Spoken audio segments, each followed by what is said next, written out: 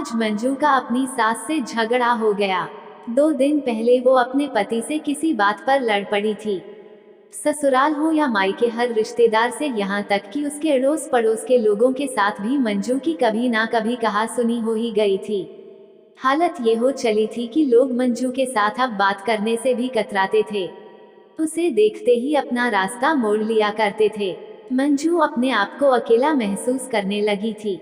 वह चाहती थी कि इस परिस्थिति को किसी तरह सुधारा जाए।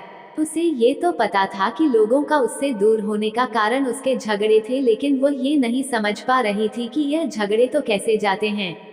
उसने इस सवाल का जवाब ढूंढने के लिए अपने कुछ बुजुर्गों से पूछा, कई किताबें पढ़ डाली, इंटरनेट पर कई ब्लॉग्स चेक किए, लेकिन उसे कहीं पर भी संतुष्टकारक जवाब नहीं मिला।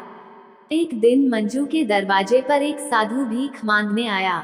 मंजू उसे देने के लिए आटा लेकर आई। उसे लगा कि शायद उसके सवाल का जवाब ये साधु उसे दे सकता है, इसलिए उसने उस साधु से भी वह सवाल पूछ लिया।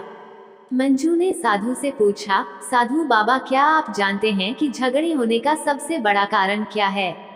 साधु ने मंजू की तरफ देखा और बोला, मैं यहाँ पर भिक्षा लेने आया हूँ और तुम हो कि मुझसे ये फालतू के सवाल कर रही हो। साधु की बात सुनते ही मंजू को बहुत गुस्सा आया। उसने कहा, घर घर जाकर भीख मांगने वाले तुम मेरी बातों को, मेरे सवालों को फालतू कहते हो। तुम्हारी हिम्मत कैसे हुई? मंजू ने और भी कई अली बुरी बातें उस साधु को सुनाई। मंजू अभी गुस्से में बोल रही थी कि साधु बीच में बोल पड़ा, झगड़ों के कई सारे कारण होते हैं, लेकिन जबान पर काबू ना होना यही झगड़ों का सबसे बड़ा कारण है। साधु की बात सुनकर मंजू गहरी सोच में पड़ गई।